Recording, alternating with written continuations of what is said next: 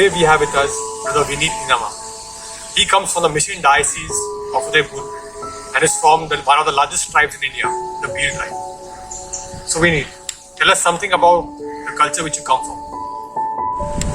I come from one of the largest tribes of India, the Bhil tribe. The word Bhil in English means bow. The Bhils are known to be excellent archers. In the early ages, the main occupation of the Bhils was hunting, food gathering, fishing, animal rearing and agriculture. But with the arrivals of the missionaries, the scenario has completely been changed. With education, most of the Bhils are into the government jobs. The practice of animal rearing continues even to this day. And the Bhils mainly depend on agriculture for their survival. The Bhils are known to live a social life. For any function like marriage, birth, celebration, festival, death or tragedy, people in the tribe are very helpful. Even without being approached for help, they are there to help. That is something good about the people in our tribe. Vinit, can you share with us some of your experiences which have helped you in your vocation towards the preaching? My grandfather says that in those days there was no place for the missionaries to stay. So they would come and stay at our house. Their food, stay, everything would be taken care of by the family. And he shares his experience and says that it was a joy to receive them at our.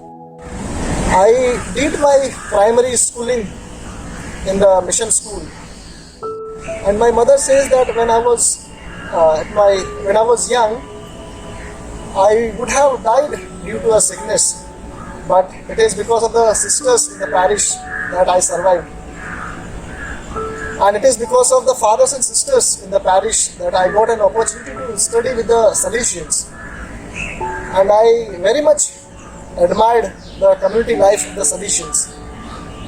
When I would look at the regents in the hostel, I would admire their talents. They were extremely good at sports, studies, music, arts, or any activity.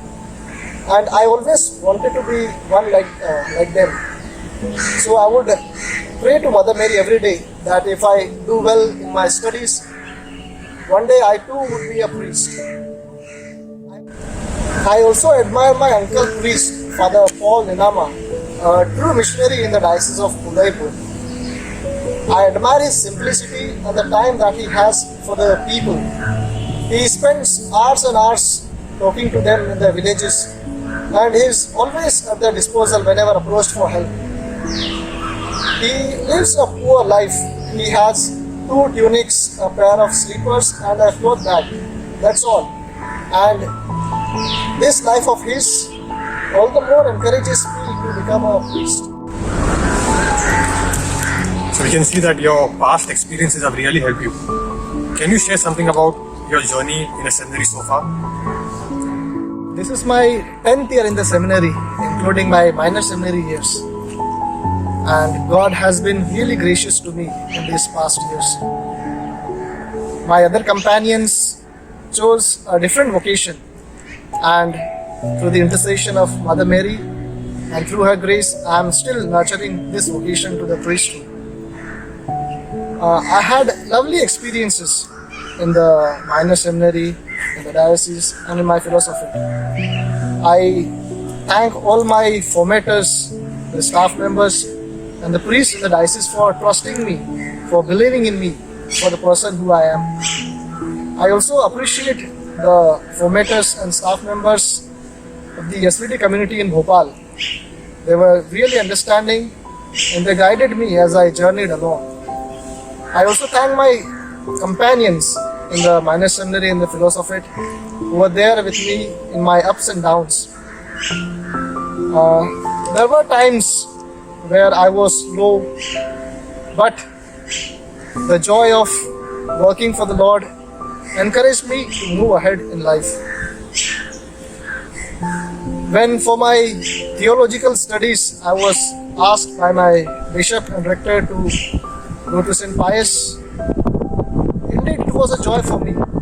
When I came to the city of Mumbai, I was lost. But my companions, now who are my very close friends, they helped me to gel up with the atmosphere in the seminary as well as the city. I also thank the staff members over here who were there constantly looking after me and guiding me as I pursued in my theological studies. A big thank you to my spiritual director, Reverend Father Feliu, who helped me to survive in my priestly vocation, and even to this day he is there guiding me. A big thank you to my grandparents, my parents and my godparents, Sudhir and Shobna, for being with me throughout these years, and as I am on a verge of completing these years of formation, I thank God and thank all of them. So Vinit, thank you for sharing your experience, and that's Vinit for you. Thank you.